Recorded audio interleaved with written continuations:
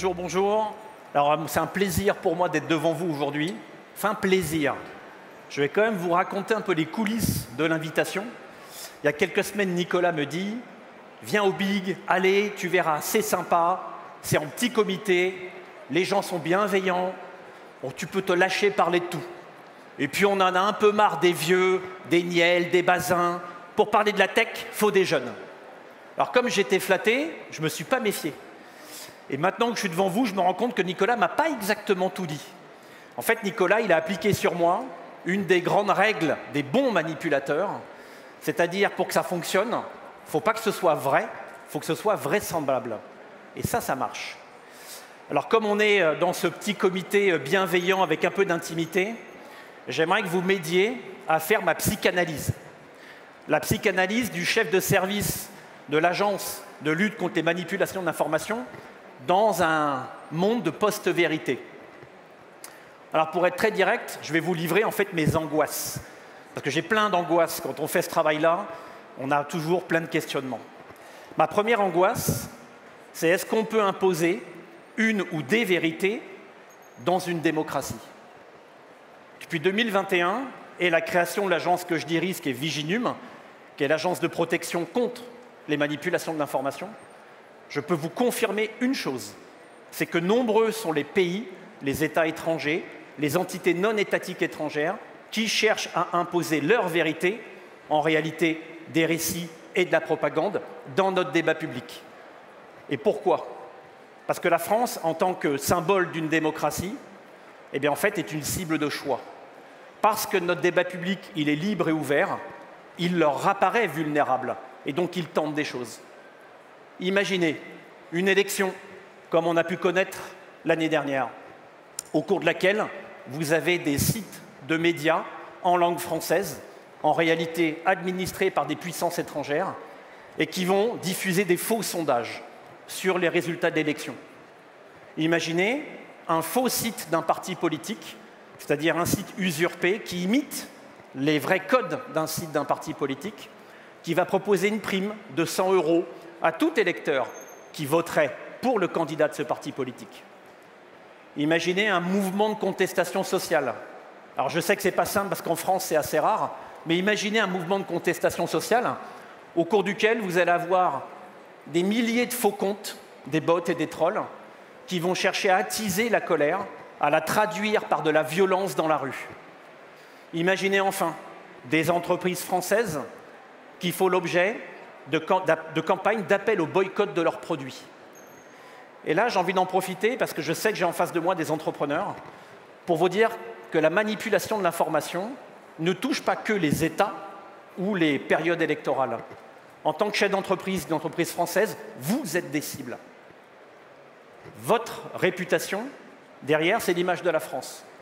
Votre chiffre d'affaires, derrière, ce sont les intérêts économiques français.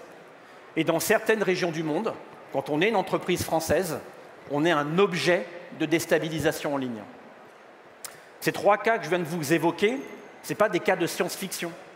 C'est des opérations d'ingérence numérique étrangère que les équipes de Viginum ont détectées et pour certaines d'entre elles, dénoncées publiquement. Alors comme je me sens bien et assez en confiance, je vais vous livrer une deuxième angoisse que j'ai, forcément. Face à cette menace-là, quand on est un État, et pour le coup j'incarne une partie de l'État en tant que directeur d'une agence nationale, est-ce qu'on a un devoir d'exigence envers la vérité dans une démocratie? Alors cette question-là, je l'ai eue en relisant il n'y a pas très longtemps un livre de ma fille qui s'appelle « Le portrait de Dorian Gray » d'Oscar Wilde. Et dedans, le personnage principal, il a une phrase assez intéressante, il dit « La vérité cesse d'être vraie lorsque l'on n'y croit plus ». Et donc, quel est le rôle d'un État face à cette menace-là? En fait, il y a 4 idées. La première idée, c'est de protéger le débat public numérique. Et ça, c'est la mission de Viginum, c'est la mission du service que je dirige. Et pour faire cette mission de protection du débat public, on ne s'intéresse pas à la vérité. La vérité, ça importe peu.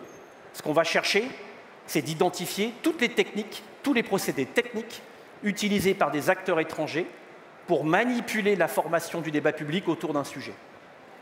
Le deuxième rôle d'un État, c'est d'éduquer aux médias et à l'information. C'est une des missions de l'éducation nationale. Et avec l'un des opérateurs de l'éducation nationale qui s'appelle le CLEMI, on a créé, Viginum et le CLEMI, une série de podcasts qui s'appelle Clara et Raphaël. Et je vous recommande vraiment d'écouter. C'est à destination des collégiens, lycéens, mais aussi des parents et des professeurs. Et ça permet de toucher du doigt ce qu'est la manipulation de l'information au travers de quelques procédés, de quelques cas réels, un peu plus faciles à appréhender. Et j'aimerais profiter un peu de la tribune que BPI m'offre pour avoir une pensée pour Samuel Paty et Dominique Bernard, deux grands professeurs qui sont allés assez loin dans l'idéal républicain qui était de former du citoyen éclairé. La troisième mission d'un État, c'est de réguler les plateformes. Alors je sais que c'est un vilain mot, réguler, quand on parle devant des entrepreneurs, mais la réalité, elle est toute simple. Quand une plateforme héberge une partie du débat public numérique sur ses outils, quand les algorithmes modèlent tout ou partie de l'opinion publique, lorsque vous avez des citoyens qui vont privilégier de s'informer via des agents conversationnels, en tant que plateforme, vous avez une responsabilité. Et dans un État démocratique, cette responsabilité, elle est contrôlée. Et si manquement il y a, elle doit être sanctionnée.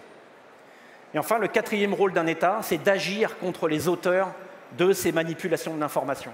Et là, je veux saluer le travail de nos diplomates, de nos militaires, des policiers gendarmes, des magistrats et des journalistes qui dénoncent et qui ripostent à cette menace de manipulation de l'information.